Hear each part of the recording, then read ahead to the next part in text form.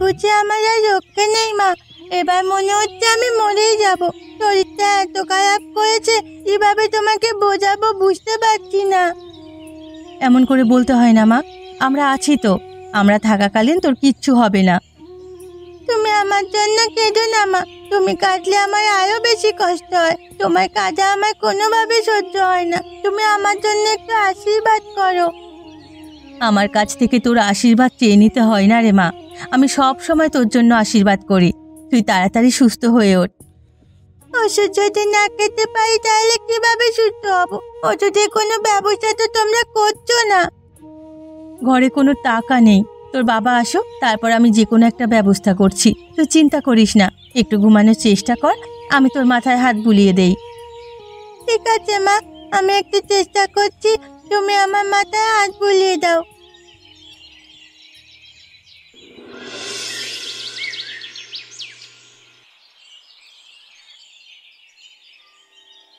কি গো গিন্নি, তুমি এখানে এইভাবে বসে আছো যে? কি করব কিছুই তো বুঝতে পারছি না। মেয়েটার এই আহাজারি আমি আর কোনোভাবে সহ্য করতে পারছি না। তুমি কিছু একটা করো। আমার মেয়েটা এভাবে মারা যাবে আমার চোখের সামনে। আমি কি করব কিছুই তো বুঝতে পারছি না।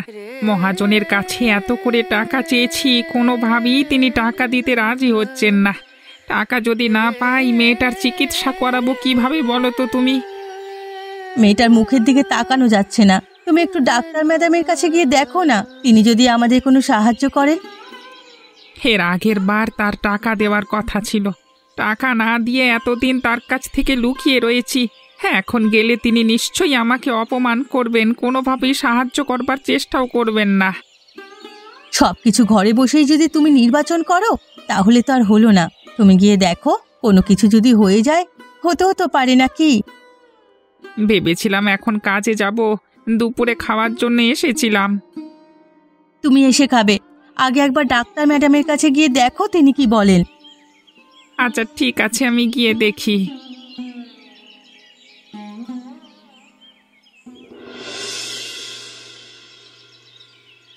আপনি এসেছেন? আপনাকে তো আজকাল খুঁজেও বের করতে পারি না। নানান কাজে ব্যস্ত থাকি, সেজন্য এই দিকটায় আসা হয় না। তখন যে নগদ অশিলা নিয়ে আমার থেকে ওষুধ নিয়ে গেলেন বিনা পয়সায়, বললেন পরে কাজ করে টাকা শোধ করবেন। টাকা শোধ করার নামে আপনি তো আমার থেকে পালিয়ে বেড়াচ্ছেন।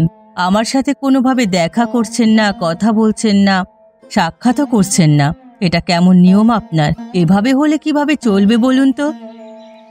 আপনি যে আমার উপর রেগে আছেন সেটা বুঝতে পারছি, কিন্তু আমার কিছুই করবার ছিল না। টাকা হাতে আসেনি, সেজন্য আপনাকে দিতে পারিনি, লজ্জায় আপনার সামনে আসিনি। আজকে যেহেতু আপনি আমার সামনে এসেছেন, নিশ্চয়ই আমার সেই পাওনা টাকা নিয়ে এসেছেন, তাই তো? আজকেও আমি আপনার পাওনা টাকা আনতে পারিনি। আমার মেয়েটা প্রচণ্ড অসুস্থ, মনে হচ্ছে মেয়েটা আর বাঁচবে না। দয়া করে আমাকে একটু সাহায্য করুন। মেয়েটার জন্য আরও কিছু বাকিতে আমাকে ওষুধ দিন, কথা দিচ্ছি আমি পরিশোধ করে দেব। একটু দয়া করুন। এটা কি মামা বাড়ির আবদার পেয়েছেন নাকি? আমি কি এখানে এতিমখানা খুলে বসেছি? আগে আপনি আমার আগের টাকা পরিশোধ করুন, তারপর আমি আপনাকে ওষুধ দেব। তাছাড়া আমি কোনো ধরনের ওষুধ দিতে পারবো না বলে দিলাম। খুবই নিরুপায় হয়ে এসেছি, একটু সাহায্য করুন। মেয়েটা আমার মারা যাবে। এর আগেও আপনার মেয়েকে আমি দেখেছি। আপনার মেয়ে তেমন কিছুই হয়নি, মারা যাবে না। যদি পয়সা দিতে পারেন তাহলে আমি চিকিৎসা দেব, না হলে দেব না। আপনি এখান থেকে চলে যান। আমি আপনাকে অপমান করার আগেই আপনি চলে যান।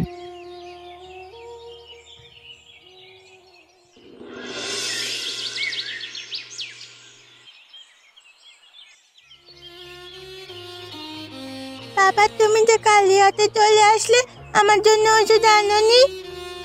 কি গো, তুমি যে খালি হাতে আসলে, মেয়েটা কি জিজ্ঞেস করছে বলছো না কেন? তুমি কি মেয়ের জন্য ওষুধ জোগাড় করতে পারোনি? আমার মেয়েটাকে চিকিৎসা ছাড়াই মারা যাবে শেষ পর্যন্ত। আমি বাবা নামের কলঙ্ক। এমন বাবা কারো থাকবার চাইতে না থাকা ভালো, যে কিনা মেয়ের চিকিৎসা করাতে পারে না। আমি কেন মরলাম না তোর আগে? মা, কেন তুই অসুস্থ হয়েছিস? বাবা, তুমি এমন করে কেঁদো না। তোমার কান্না আমার মোটেও ভালো লাগছে না। আমি সুস্থ হয়ে যাব, দেখে নিও। মেয়েটার দিকে তাকানো যাচ্ছে না। দিন দিন মেয়েটার শরীর খারাপ হয়ে যাচ্ছে। কি করব কিছুই তো বুঝতে পারছি না। ভিটে মাটিটা বিক্রি করে দাও। আছে এইটুকু ভিটে মাটি, এইটুকু যদি বিক্রি করে দিই তাহলে তো গ্রাম ছাড়তে হবে। কি করব বলো, বাপ দাদার ভিটে বাড়ি। বললাম তো বাবা, তোমাকে এত চিন্তা করতে হবে না। দেখো, সত্যি বলছি আমি সুস্থ হয়ে যাব। এখন আগের চেয়ে আমার শরীরটা একটু ভালো লাগছে, তবে আমার ক্ষুধা পেয়েছে। কি গো, আমার মেয়ের বুঝি ক্ষুধা পেয়েছে? তুমি কোনো খাবারের জোগাড় করো না? ছেলেটা এমন হয়েছে, আমাদের খবরও নিচ্ছে না। তোরই কপাল খারাপ রূপা, এত বড় একটা ভাই থাকতে বোন এভাবে অসহায় অবস্থায় চিকিৎসা ছাড়া বিছানায় পড়ে আছে। দাদাভাইকে তুমি কিছু বলো না, দাদাভাই নিশ্চয়ই সমস্যায় আছে, না হলে অবশ্যই খোঁজ খবর নিত। তুমি যাও, আমার জন্য খাবারের ব্যবস্থা করতে পারো কিনা দেখো। আচ্ছা ঠিক আছে, আমি দেখি কোথাও চাল পাই কিনা।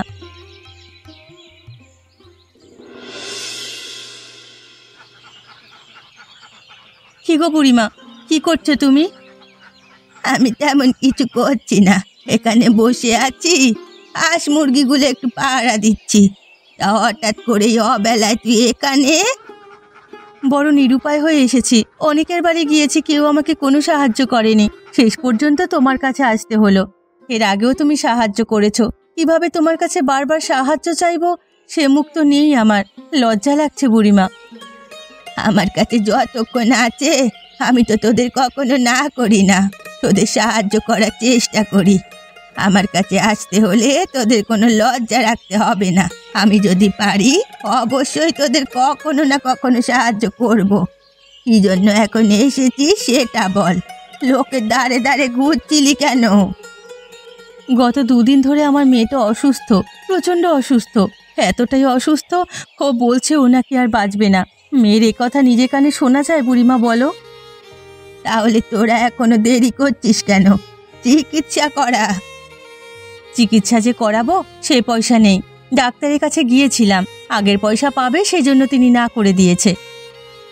আমি কি করব বল, তোদের দেওয়ার মতো আমার কাছে পয়সা নেই রে। আমি তোমার কাছে পয়সার জন্য আসিনি বুড়িমা। তোমার কাছে কি চাল আছে? আমাকে কিছু চাল ধার দাও। মেয়েটা খাবারের জন্য ছটপট করছে, কিছু খেতে চাইছে।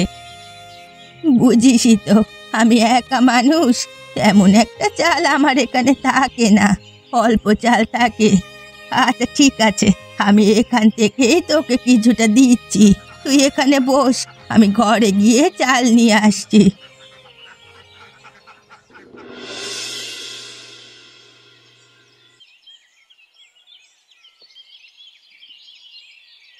বাবা দেখো দেখো, মা নিশ্চয়ই চাল নিয়ে এসেছে। মায়ের হাতে একটা ব্যাগ। কি গো মা, শেষ পর্যন্ত চাল পেলে তুমি? এর মধ্যে চাল আছে নিশ্চয়।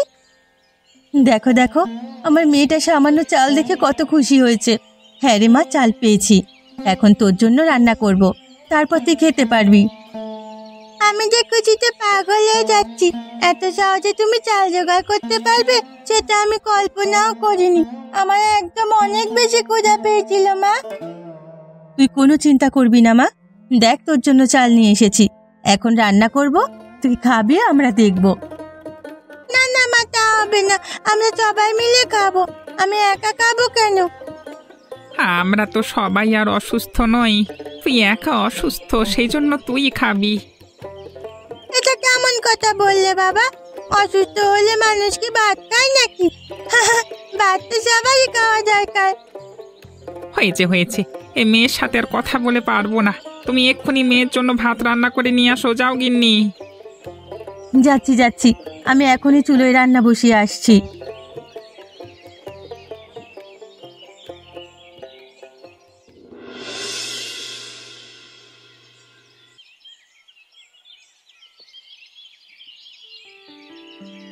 আপনাকে তো ঠিক চিনতে পারলাম না, মনে হচ্ছে এ গ্রামের নন। আপনার কি সমস্যা, কিসের অসুস্থতা বলুন? আপনি ঠিকই ধরেছেন, আমি এ গ্রামের নই। তবে আমি আপনাদের কাছে কোনো চিকিৎসার জন্য আসিনি, একটু কথা বলবার জন্য এসেছি। আপনার একটু সময় হবে? আমি হচ্ছি গ্রামের ডাক্তার, আমি সবার চিকিৎসা করে থাকি। যাই হোক, আপনি যেহেতু চিকিৎসার জন্য আসেননি, অন্য কারণে এসেছেন, আচ্ছা বলুন, কি কথা বলতে চাচ্ছেন? আমি একটু বিক্রমের বাড়িতে যেতে চাইছি। এ গ্রামে আর আমি কখনো আসিনি, সেই জন্য পথঘাট তেমন একটা চেনা নেই। মানুষের কাছে জিজ্ঞেস করতে করতে এ পর্যন্ত এসেছি। বিক্রমের বাড়ি কোনটা আপনি কি বলতে পারবেন আমাকে? আগে বলুন, আপনি কোন বিক্রমের কথা বলছেন? ঠিক বুঝতে পারলাম না। গ্রামে তো অনেকগুলো বিক্রম আছে। বিক্রমের বাবার নাম কি? বিক্রমের মার নাম সম্ভবত কমলা, বাবার নাম তপন, এরকম কিছুই হবে। আশেপাশের এমন কেউ আছে, ছোট একটা বোনও আছে, কিন্তু ওর... ও আচ্ছা, তপনদের কথা বলছেন। এবার বুঝতে পারলাম। হ্যাঁ হ্যাঁ, চিনি। ওদের সাথে আপনার আবার কি কারবার? ওরা তো গরিব মানুষ। আপনি তো মনে হচ্ছে শহর থেকে আসলেন, নিশ্চয়ই টাকা পাবেন, তাই না? আমিও টাকা পাই, আমার টাকা দিতে পারেনি। আপনি এত কথা বলছেন কেন? যদি চিনে থাকেন তাহলে আমাকে পথটা দেখিয়ে দিন ব্যাস। আমি আপনার ভালোর জন্যই বললাম। যাই হোক, আপনার যেহেতু ভালো দরকার নেই, সেহেতু আমি পথটা চিনিয়ে দিচ্ছি। ওখান দিয়েই যাবেন।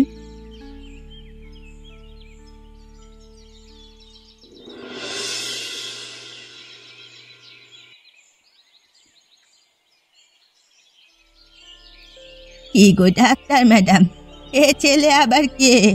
চিনতে পারলাম না তো। আপনার আত্মীয় স্বজন নাকি? কোন ছেলেটার কথা বলছো? আমার এখানে কত ছেলে মেয়ে আসে। কার কথা বলছেন আপনি? কার কথা বলছি তুমি আর এখন বুঝবে না? কিছুক্ষণ মাত্র যে ছেলেটা এখান থেকে চলে গেল, নিশ্চয় তুমি বুঝতে পেরেছো। তারপর ভান ধরো, তাই না? তোমার এই একটা দোষ। ও আচ্ছা, এই যে ছেলেটা গেল, একে আমি চিনি না। মনে হচ্ছে শহর থেকে এসেছে। বিক্রমদের কাছে মনে হয় টাকা পাবে, সেজন্যই এসেছে। আমার কাছ থেকে ওদের বাড়ির ঠিকানা জিজ্ঞেস করলো। তপনদের বাড়িতে এসেছে? ওদের কাছে ইনিও টাকা পাবেন? হ্যাঁ, তপনদের কাছে এসেছে। টাকা পাবে কিনা সে ব্যাপারে আমি জানি না, তবে ওদের থেকেও টাকা পাওয়া ছাড়া খোঁজ করে না, সেটা তো জানো বুড়িমা। তপনদের ছোট মেয়েটা খুব অসুস্থ। তোমার কাছে এসেছিল নাকি ওষুধের জন্য? তুমি নাকি পয়সা ছাড়া ওষুধ দাওনি, তাড়িয়ে দিয়েছো। ওষুধ তো আমি পয়সা দিয়ে কিনে আনি। এখন কি বাকিতে সবাইকে বিলাবো নাকি? তুমি তো আমাদের কাছে ব্যবসায় করো। মাঝে মধ্যে কেউ যদি বিপদে পড়ে, অবশ্যই তাকে সাহায্য করা উচিত। ছোট একটা বাচ্চা মেয়ে কষ্ট পাচ্ছে, সাহায্য করা উচিত ছিল তোমার। তোমার এত দরদ থাকলে তুমি আমাকে কিছু টাকা দিয়ে দাও, সেই টাকার বিনিময়ে আমি সাহায্য করে দেব। তোমার সাথে কথা বলে লাভ নেই, আমি চললাম। এসেছিলাম নিজের জন্য ওষুধ নিতে, তাও নেব না।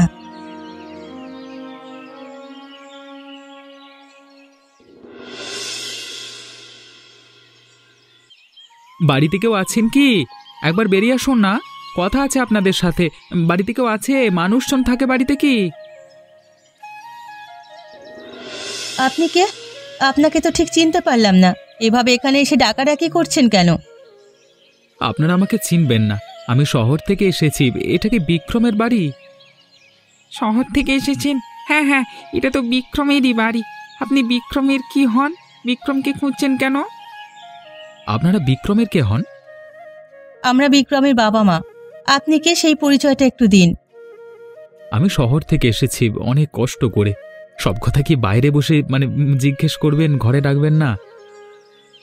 আপনি আস্তে আস্তে তো একদম শেষ বিকেল হয়ে গেল। আপনি তো আমাদের তাহলে শেষ বিকেলের অতিথি। চলুন চলুন, ঘরে চলুন, ঘরে চলুন। হ্যাঁ, বাবা ইনিকে নাকি তো ঠিক চিনতে পারলাম না। আমাদের তো অনেক চিন্তা হচ্ছে। আপনি একটু ভালো করে নিজের পরিচয়টা এবার একটু দিন না গো। আমি আপনার ছেলের মতোই, একই বয়সের। আমাকে আপনারা তুই করে বলতে পারেন, সমস্যা নেই। তুই না, আমরা তুমি করেই বলি। তা তোমার পরিচয়টা দাও বাবা। আমি বিক্রমের সাথে শহরে কাজ করি। বিক্রম আমাকে এখানে পাঠিয়েছে। আমি পাশের গ্রামেই থাকি। বিক্রম কাজের জন্য আসতে পারছে না, আমার কাছে টাকা দিয়েছে। আপনাদের যা যা প্রয়োজন আছে সবকিছুই আমাকে গুছিয়ে দিতে বলেছে। আমার বন্ধু হয়তো অনেক বিশ্বাস করে। দেখেছো মা, দাদাভাই আমাদের কথা মনে রেখেছে। তোমরা শুধু শুধু চিন্তা করছো, এখন আমাদের কোনো দুঃখ থাকবে না। আপনারা চিন্তা করবেন না, আমার কাছে টাকা আছে, সব ব্যবস্থা করব। আগে আপনাদের ঘর এবং রূপার চিকিৎসার ব্যবস্থা করি। কিন্তু আমরা যে অনেক ঋণী আছি। ডাক্তারও টাকা পায়, বুড়িমা টাকা পায়। তা নিয়ে এখন আর আপনাদের কোনো চিন্তা করতে হবে না, সবকিছুই আমি ব্যবস্থা করব।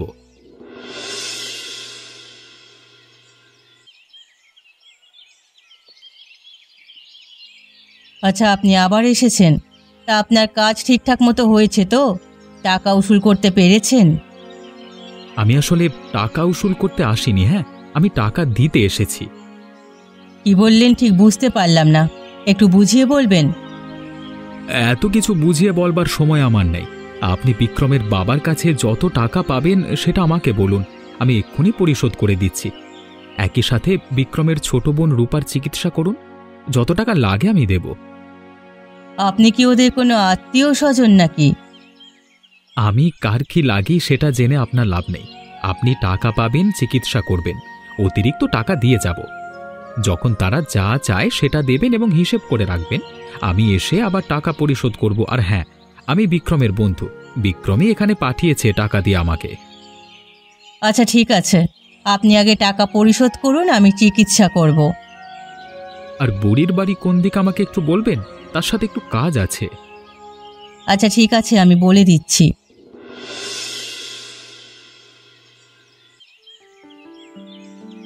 কি হচ্ছে গ্রামে কিছুই তো বুঝতে পারলাম না। হঠাৎ করে ছেলেটা এসে পুরো গ্রাম একদম ওলট পালট করে দিচ্ছে। আমি নিজেই তো কিছু বুঝতে পারলাম না। এই ছেলেটা নাকি বিক্রমের বন্ধু, বিক্রম নাকি এখানে পাঠিয়েছে। তার মানে তো বিক্রম অনেক ভালোই আছে, নিশ্চয়ই অনেক উপার্জন করছে। তখন তো বলেছিলাম সাহায্য করো, এখন তাহলে ভালো খাতির জমাতে পারতে। আমি তো খাতির জমাতে পারিনি, তুমি তো ঠিক মতন খাতির করেছো দেখছি। আমি তো কোনো কিছুর আশাই করিনি, যতটা পেরেছি ওদের সাহায্য করেছি। ওদের কাছে যত কিছু পাওনা ছিল সব কিছু ওই ছেলেটা আমাকে বুঝিয়ে দিয়েছে, আর বাড়তি কিছু টাকাও দিয়েছে। কখন ওদের প্রয়োজন পড়লে আমি যেন ওদের দিয়ে দিই। আমাকেও তো অনেকগুলো বাড়তি টাকা দিয়েছে, পরবর্তীতে ওষুধ যেন দিয়ে দিই, এবং পরবর্তীতে আরও সমস্যা হলে ওষুধ দিলে সে এসে টাকা দিয়ে যাবে সেটাও বলল। বিক্রম আসছে না কেন সেটাই তো বুঝলাম না। বিক্রম হয়তো কাজের চাপে ব্যস্ত আছে, সেই জন্য টাকা পাঠিয়েছে ছেলেটার মাধ্যমে। যাই হোক, ভালোই হয়েছে, ওদের দিন ভালোই চলবে। আমি তো এসে গেছি, অনেকটা দিন হয়েছে। আমার বাড়িতেও তো যাওয়া দরকার। তেমন একটা ছুটি আমার নেই। আমার বাবা মা হয়তো আমার জন্য অপেক্ষা করছেন। তুমি আরও কটা দিন থেকে গেলে ভালো হতো। যেহেতু তোমার বাবা মার কথা বলেছ, আমরা তো তোমাকে আর আটকে রাখতে পারি না, অবশ্যই যেতে দেব। কালকে সকালেই আমি চলে যেতে চাচ্ছি। আপনাদের আরও কিছু প্রয়োজন পড়লে আমাকে বলুন, আমি সব কিছু ঠিকঠাক করে দেব। তুমি আমাদের জন্য অনেক করেছো বাবা, আর কিছু করার দরকার নেই। আমি তো আপনাদের জন্য কিছুই করিনি, যা কিছু করেছে সবই আপনার ছেলে করেছে। সেটা তো বুঝতে পেরেছি, কিন্তু তুমি নিজে হাতে এসে সব কিছু করে দিয়েছো। এটাও তো অনেকেই কারোর জন্য এত সব করে। কে কার জন্য কি করে তা ঠিক আমি জানি না। বিক্রম আমাকে বলেছিল এসব করতে, এবং আমি বিক্রমকে কথা দিয়েছিলাম অবশ্যই আমি আমার কথার বরখেলাপ করব না। শুধু এখন না, মাঝে মধ্যে এসে আমি আপনাদের দেখে যাব। কেন আমার দাদা ভাই আসবেন না? সময় পেলে অবশ্যই আসবে। আমার ছেলের ব্যাপারে তো কিছুই বললে না, ওর কি খবর? কালকে যাওয়ার সময় অবশ্যই সব কিছু আপনাদের বলে যাব। এখন আমার শরীরটা একটু ভালো লাগছে না, আমি একটু শুতে চাচ্ছি। আর কোনো সমস্যা নেই গিন্নি, গিন্নি যাও যাও, কি একটু শোবার ব্যবস্থা করে দাও, বিছানা ঠিক করে দাও। মার দরকার নেই, আমি করে দিচ্ছি।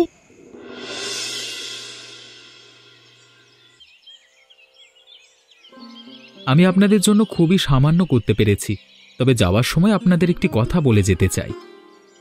আমরা নিজেরা দেখেছি তুমি তোমার যথাসাধ্য চেষ্টা করেছো, এ যুগে সেটাও অনেক। এরপর তোমার দেখা দেখি আমরাও সবাই সব সময় অসহায় মানুষদের পাশে থাকব, সে শিক্ষাই পেয়েছি তোমার কাছ থেকে। কি যেন বলতে চাচ্ছিলে বাবা, তুমি বলো। কথাগুলো কিভাবে যে বলবো সেটা বুঝতে পারছি না, তবুও বলতে হবে। বিক্রম আর আমি একই সাথে বাড়ি ফিরছিলাম। হঠাৎ রোড অ্যাক্সিডেন্টে বিক্রম আমাকে বাঁচাতে গিয়ে নিজে মারা যায়। আমি ওকে কথা দিয়েছিলাম ওর পরিবারের দায়িত্ব আমি নেব। তবে হ্যাঁ, যে টাকা খরচ করেছে এখানে বেশিরভাগই বিক্রম দিয়েছিল। আমি অল্প কিছু তার সাথে যোগ করেছি। এই সত্যিটা আমার লুকাতে হয়েছে। আপনারা আমাকে ক্ষমা করবেন। এসব কি বলছো? আমি বিশ্বাস করতে পারছি না, আমার ছেলে মারা গেছে। না না না না, হতে পারে না, আমার ছেলে মারা যেতে পারে না। আমার দাদা ভাই মারা গেছে। অনেক কষ্ট বুকে চাপা দিয়ে আমি এখানে এসেছি। আপনার একজন ছেলে মারা গিয়েছে, তাতে কি হয়েছে? আমি তো আপনাদের ছেলে হয়ে এখানে ছিলাম। যখনই সময় পাবো আমি আমি আমি আবার আপনাদের কাছে ছুটে আসব। তুমি আবার শেষ বিকেলের অতিথি হয়ে আমার বাড়িতে ছুটে এসেছো আমার ছেলের মতো। আমরা আমরা আমার ছেলেকে তোমার মধ্যে খুঁজে নেব বাবা। তুমি তুমি এসো। আমি এখন যাচ্ছি। রূপা আমার ছোট বোনের মতো। যেভাবে বিক্রম সবসময় রূপার জন্য ছুটে আসতো, আমিও ছুটে আসব। আপনারা আমার জন্য আশীর্বাদ করবেন, কেমন? এমনই মজার মজার গল্প দেখতে আমাদের চ্যানেলটিকে সাবস্ক্রাইব করতে ভুলবেন না।